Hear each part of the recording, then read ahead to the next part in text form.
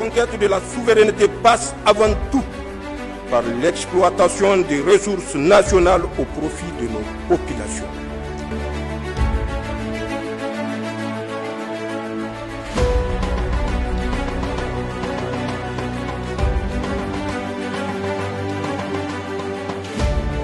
Mais avant, retenez que le ministre de l'Agriculture et de l'Élevage est au terme de sa mission de préévaluation de la campagne agro-silvopastorale 2024 de la région d'Agadez.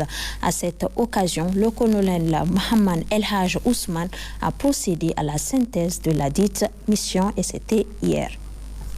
Ce qu'il faut dire, c'est que les pluies de cette année ont été globalement satisfaisantes. Et par moment, elles sont estimées être moyennes à importantes au niveau de tous les postes qui sont suivis par les services techniques de l'agriculture.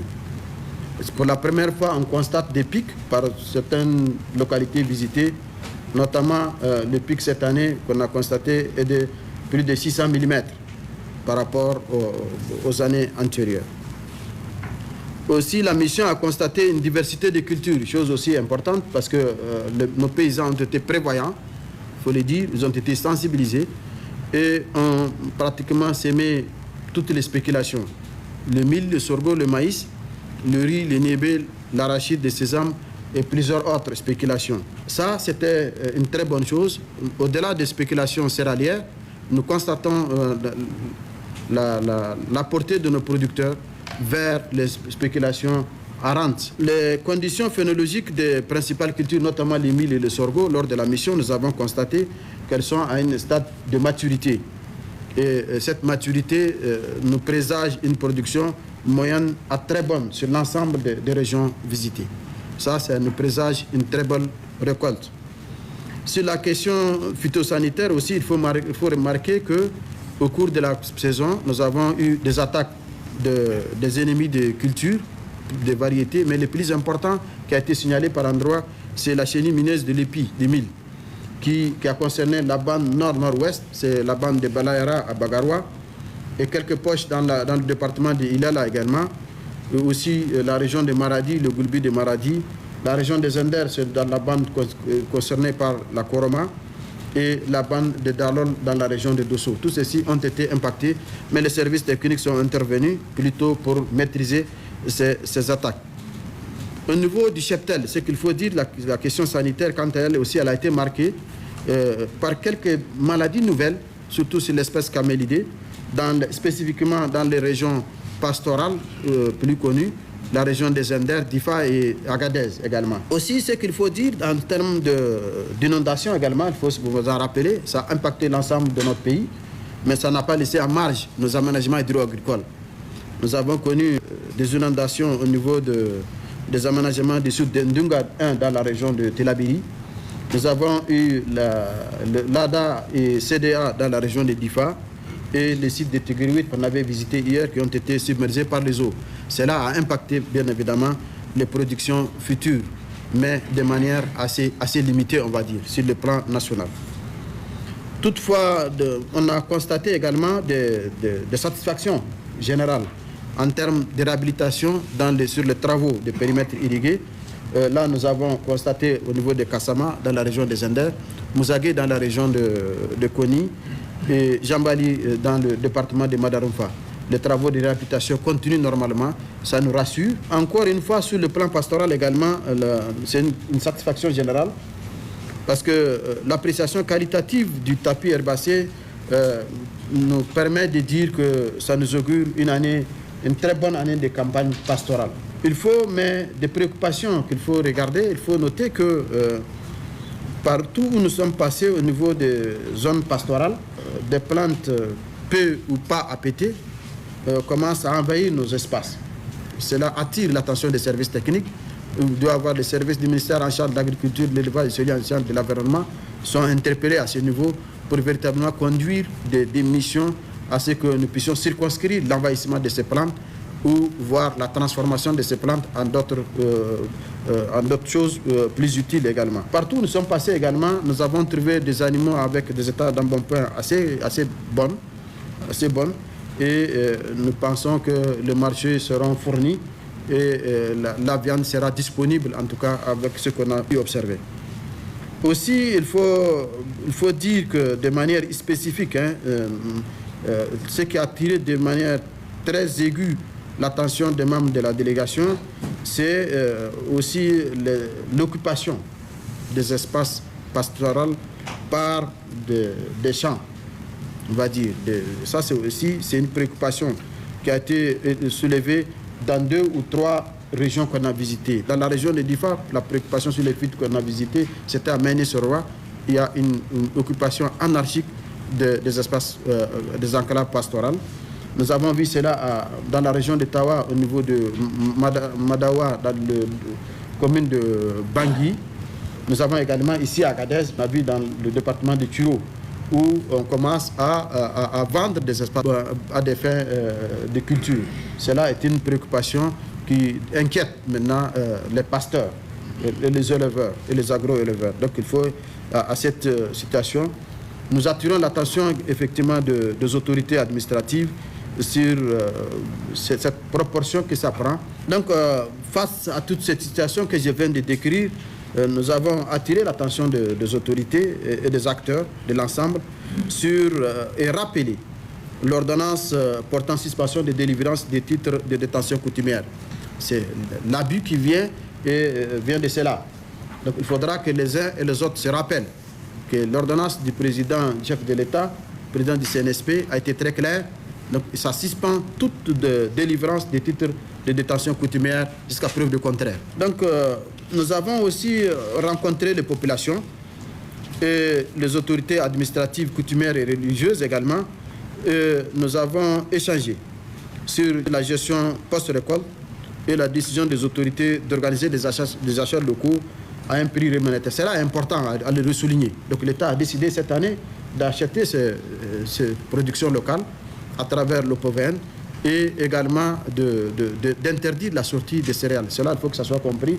Je pense que les autorités administratives sont à pied d'œuvre pour l'application stricte de ces directives. Toutes ces questions, nous avons discuté avec l'ensemble des régions qu'on a pensé à revue et nous avons apporté des solutions telles que nous préconisions. Dans l'ensemble des régions qu'on a passées, on a une idée claire de l'évolution de la campagne. Et ça nous permet d'avoir des actions à mener dans un futur très proche. Enfin, en parcourant le Niger, nous avons constaté que nous sommes un pays qui peut très bien être souverain, en tout cas sur le plan agricole. Les potentialités, il faut aller les voir. Et il ne reste qu'à l'État d'orienter et de mettre les moyens pour que cette souveraineté soit... Et nous avons vu des populations également engagées, qui sont en phase avec l'orientation actuelle. Et donc, je pense que c'est le travail de sensibilisation que vous avez mené les différents gouverneurs au niveau des différentes régions avec la chefferie traditionnelle qui est le résultat de ce que nous sommes en train d'avoir. Ici, à Niamey, la ministre de l'Éducation nationale, de l'alphabétisation, de l'enseignement professionnel et de la promotion des langues nationales a présidé ce matin la cérémonie de la célébration de la Journée mondiale des enseignants. Cette activité est organisée par l'International de l'éducation, section du Niger, en présence de plusieurs syndicats du secteur de l'éducation. Bassiratou Ayouba et Boubacar Imran Maïga. Valoriser la voie de la profession enseignante vers un nouveau contrat social pour l'éducation, tel est le thème choisi cette année pour célébrer l'édition 2024 de la Journée mondiale des enseignants. Une opportunité pour l'International de l'éducation section du Niger de rendre hommage à tous les enseignants qui œuvrent pour l'amélioration de la qualité du système éducatif. Il paraît obligatoire de valoriser le métier d'enseignant, c'est-à-dire reconnaître la beauté, la richesse et la complexité de cette noble mission.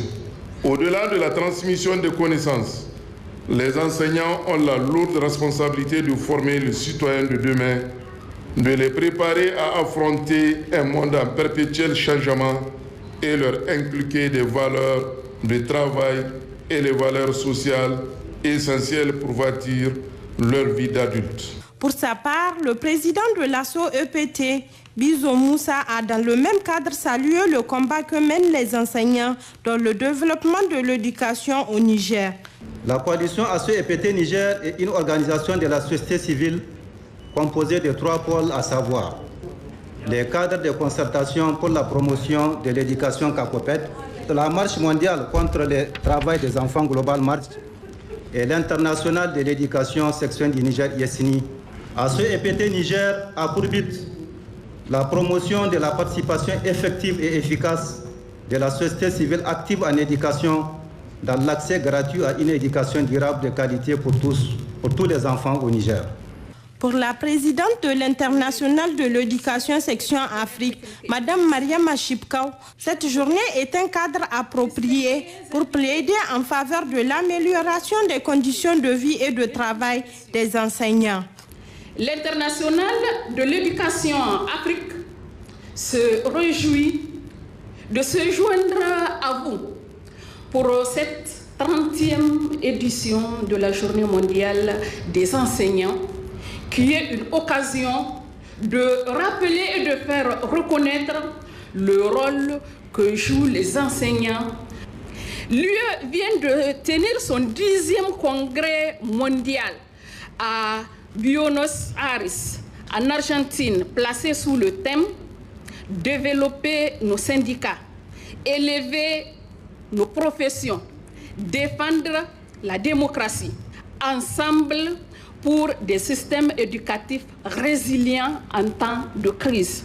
C'est le lieu d'exprimer nos remerciements à l'International de l'éducation section du Niger USNI pour sa participation active aux 2 forums statutaires de l'UE et pour sa contribution au débat visant à élever la profession enseignante. En donnant le coup d'envoi des activités de cette journée, la ministre de l'Éducation nationale, de l'alphabétisation, de l'enseignement professionnel et de la promotion des langues nationales a d'abord salué le travail acharné des enseignants avant de rappeler les efforts de son département ministériel pour accompagner les enseignants dans l'accomplissement de leur mission. Vous partagez avec votre craie et votre stylo à main. Vous partagez et vous portez plus que le savoir. Les leçons que vous prenez le temps de préparer avec dévouement et engagement patriotique ne sont pas que des simples exercices scolaires. Ce sont des graines que vous plantez dans les esprits de nos enfants, des graines qui feront éclore des citoyens éduqués, bâtisseurs de la paix et de la souveraineté de notre nation. Votre rôle, chers collègues, ne se limite pas seulement à transmettre des connaissances. Vous êtes aussi des guides, des mentors, des sources d'inspiration pour vos élèves et la nation tout entière. Depuis le 26 juillet 2023, sous la conduite visionnaire du président du Conseil national pour la sauvegarde de la patrie, son Excellence, le général de brigade Abdourahmane Tchani, le Niger est entré dans l'ère de la refondation, ce qui donne au thème de cette année tout son sens. Cette ère qui ambitionne de renforcer les valeurs et fondements productifs de notre société requiert en effet de la part de tous les acteurs de notre système éducatif un contrat scellé dans la confiance, la responsabilité, le patriotisme et l'engagement indéfectible. Cette journée a été mise à profit par l'ASSO EPT pour remettre un témoignage de satisfaction à Madame la ministre de l'Éducation pour toutes ses actions dans le développement de l'éducation au Niger. Les enseignants de l'ASSO EPT ont également décerné un témoignage de satisfaction à leur coordonnateur, une distinction remise par Madame la ministre en charge de l'éducation. Voilà, sachez que cette journée internationale de l'enseignant a été célébrée aussi à l'intérieur du pays sous le thème « Valoriser la voix des enseignants vers un nouveau contrat social pour l'éducation ». C'est le cas par exemple à Maradi où le secrétaire général de la région de Maradi a présidé la cérémonie. Aminat Ali Hassan et Nafiou El Haj. Valoriser la voix des enseignants vers un nouveau contrat social pour l'éducation est le thème international de cette journée de l'enseignant. Et le sous-thème est l'enseignant d'hier et d'aujourd'hui. Une journée qui est commémorée le 5 octobre de chaque année et qui donne l'occasion aux enseignants d'échanger pour parvenir à améliorer la qualité de l'enseignement et surtout de leurs conditions de vie et de travail. Prenant la parole à cette circonstance, le secrétaire général de la ville de Maradi, Fodi Assouman, a encouragé le cadre unitaire des syndicats de l'éducation à persévérer afin que le système éducatif retrouve ses lettres de noblesse. Quant au représentant du directeur régional de l'éducation nationale, M. Amadou Malamaman, il a souligné que le contexte de la refondation du Niger exige de tous les enseignants un changement de comportement pour permettre à notre pays de se hisser au rang des nations qui aspirent au développement. Le choix du thème n'est pas fortuit. Selon le coordonnateur du cadre unitaire des enseignants, la conquête de la souveraineté passe avant tout par l'exploitation des ressources nationales au profit de nos populations.